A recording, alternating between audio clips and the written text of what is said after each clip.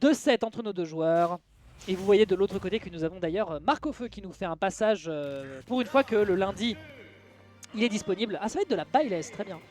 Donc c'est du MKLeo et Gluttony 2022. Bienvenue à la grande finale du Pound.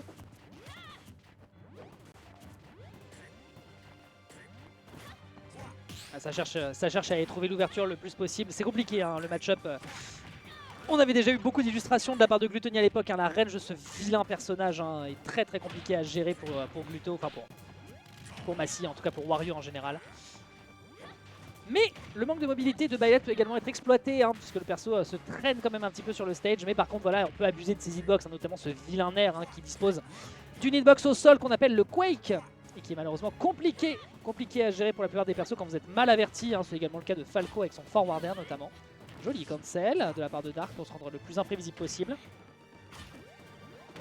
Ok, début de ledge trap. Slash edgeguard, on rappelle hein, que Wario a une excellente mobilité aérienne qui peut être très très violente à gérer pour quelqu'un qui n'y est pas préparé. La fin du nerf malheureusement va solder cette phase d'avantage et repartir dans le neutral. Ça part, ouais, ça part dans le shield. La spot dodge, on a eu peur d'une agression. C'est vrai qu'un coup de babouche aurait peut-être pu arriver, mais c'est agréable. Le back air ici aurait pu être fantastique. Hein. Massy, il a foncé sur l'opportunité. Malheureusement, le timing était un poil tardif. Ok, derrière, il n'y aura malheureusement pas de paire. Que c'était la bonne option, peut-être une histoire de DI, doigt, épaule, classico et donc le kill est sécurisé ici de la part de Massy. C'est davantage du côté de Dark là qu'il faut trouver ses ouvertures, ça va l'air d'être un poil complexe malheureusement, le backer est bon.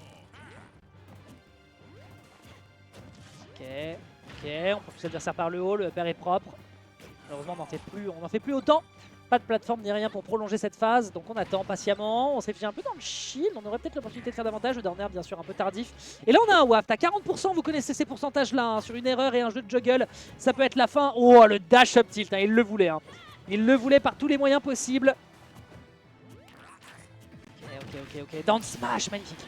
Down smash magnifique, l'adversaire rentre dans le jeu. Et malheureusement la deuxième hitbox viendra l'accueillir, le kill est sécurisé. On a un waft, on rappelle à nouveau, hein, un kill à K60 pour être retrouvé assez rapidement. Évidemment, ça c'était une tentative de lecture de tech chase.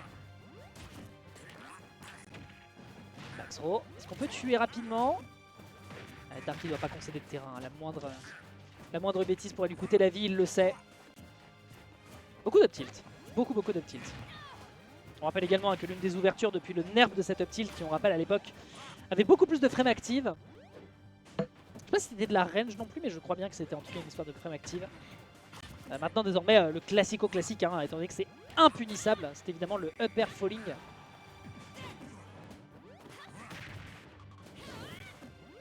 À 106%, hein, je pense pas qu'on ait envie de s'en servir, on va certainement le garder pour la dernière stock hein, du côté de Massy. Le croc qui va dans le mauvais sens, a-t-il l'occasion de punir? Oui, saut consommé, back air immédiatement accueilli hein, de la part de Dark. Qui cherche patiemment son kill.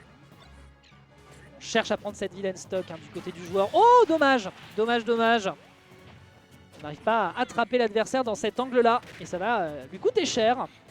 De ces 123%, y a-t-il l'occasion de prendre une stock? A-t-on l'occasion de prendre une stock du côté de Massy? Avec la rage accumulée à 40%, ça pourrait être dramatique. C'est dangereux, hein, c'est très dangereux. Dark fait très attention à comment il se positionne. Massy attend une seule chose, c'est de pouvoir lui péter dessus. De rendre fier El Padre de tous les Wario. Oui, c'est récupéré cette fois-ci. La tech chase est bien attrapée. Ce sera un magnifique lever les mains en l'air. Et ce sera le prout. Massy qui nous a fait ici un beau gameplay au max pour trouver son kill au waft, parfait. Et côté Dark, même si on a eu une bonne exploitation, même s'il y a eu des belles exploitations au niveau de l'abus d'hitbox, puisque le personnage a une range quand même qui est conséquente par rapport à Wario malheureusement. Ça n'est pas suffisant, on a un peu peiné à trouver des hitbox qui fonctionnaient. Même si un beau down smash, bel effet de surprise, beau jumpscare. Et après une première game qui est prise sur Wario, Massy décide de ressortir le vilain Strife Cloudo. Ok, les boutons ils marchent bien aussi hein, du côté de l'épéiste. Hein. Bon forward air, directement pour un gros side B, le back air également.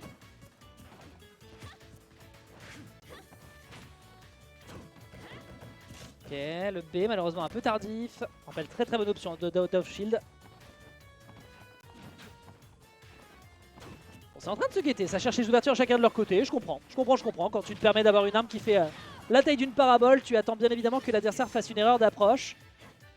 Ouais, ça enchaîne de l'autre côté, notre alerte qui est enchaîné à la suite de ce forwarder, d'accord, la limite. Comment pourrait-elle être utilisée? Eh bien tout simplement comme ça en couverture, malheureusement le poids de Byleth ne permet pas de récupérer le kill. Dark s'en sort avec les honneurs, le forward tilt aurait pu être dangereux et justement c'est l'occasion pour le joueur de Byleth d'aller chercher une magnifique ouverture de combo. Encore un peu réduite contrairement à l'adversaire qui fait un empty jump dash up smash. Excusez-nous monsieur. Et Dark va donc se le recevoir de plein fouet, permettant à Massy de prendre une avance certaine.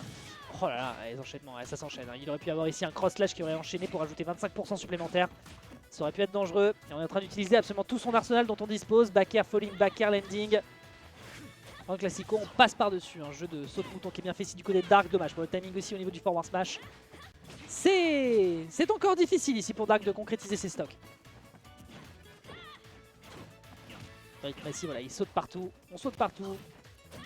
On a quand même d'excellents aériaux sur le personnage. Attention à ce down smash. Est-ce que c'est ça? Oui, ça permet de dasher et d'aller chercher ici un cross slash. 25% supplémentaire. Hop là, out. Est-ce qu'on a l'occasion de trouver un edge guard ou un edge trap? Allez hop, ça dégage.